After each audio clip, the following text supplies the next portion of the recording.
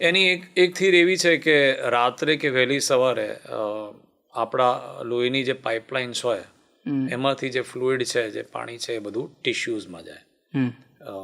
ઊંઘી જાઓ તમે ત્યારે, એટલે એને કારણ એ પછી ટિશ્યુઝમાં જાય ને ટિશ્યુની લિમિટેશન હોય, એ વધારે તો ફૂલી ના શકે, એટલે એને કારણે થોડું જકડાપણું તમારું વધી જાય.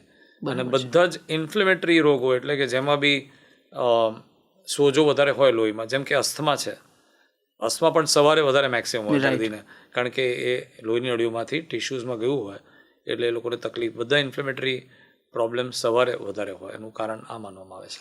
અચ્છા, એમાં સાહેબ જે તમે કીધું કે એ રીતે, તો આ જે પણ જેમ કે આર્થરાઇટીસ હોય કે રૂમેટોઇડ આર્થરાઇટીસ હોય, હવે અમુક ટેસ્ટ તમે સજેસ્ટ કરતા હશો, તો આ કેવા પ્રકારના ટેસ્ટ હોય છે એની અંદર? સો આમ તો ઘણા બધા ટેસ્ટ મદદ કરી શકે. હિમોગ્લોબિનથી જ લઈને અમને આઈડિયા આવી જાય. હિમોગ્લોબિન જનરલી આ પેશન્ટ થોડું લો હોય, પછી પ્લેટલેટ કાઉન્ટ કરીને જે રક્તકણો હોય છે થોડા હાઈ હોય, જેમ કે ડેન્ગ્યુમાં આપણે જોયું કે લો થાય, આમાં હાઈ થાય કાઉન્ટ. એ પછી ESR બી ઊંચું હોય, CRP બી ઊંચું હોય જનરલી, પણ બધામાં નહીં.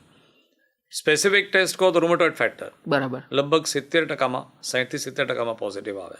CCP એન્ટીબોડી કરીને એક નવો ટેસ્ટ, નવો તો નહીં, હવે તો 10 વર્ષથી છે, એ લગભગ 55% પોઝિટિવ આવે. જેમાં પોઝિટિવ આવે એમાં લગભગ એ સંધિવાજ હોય, એને સ્પેસિફિસિટી કહેવાય, સ્પેસિફિક ટેસ્ટ કહેવાય. બધા પેશન્ટમાં પોઝિટિવ નથી આવું. જેમ તમે સાંભળ્યું, મેં કીધું કે 70% રૂમેટોઇડ ફેક્ટર, 55-60% CCP એન્ટીબોડી. 20-30% દર્દી એવા છે કે જેમાં લોહીમાં એન્ટીબોડી પોઝિટિવ ન આવે. એટલે નિદાન હંમેશા ક્લિનિકલી દર્દીને જોઈ અને લક્ષણો પૂછી અને એ રીતે જ નિદાન થાય. ટેસ્ટ તમને હેલ્પ કરે, પણ એ કોઈ દિવસ 100% નિદાન નથી કરતા હોતા. એટલે આખા દર્દીને પ્રશ્નો પૂછી અને એક્ઝામિન કરી અને પછી ટેસ્ટનું, પણ લગભગ 70-80% આ બે ટેસ્ટ ખાસ કરીને પોઝિટિવ આવતા હોય છે.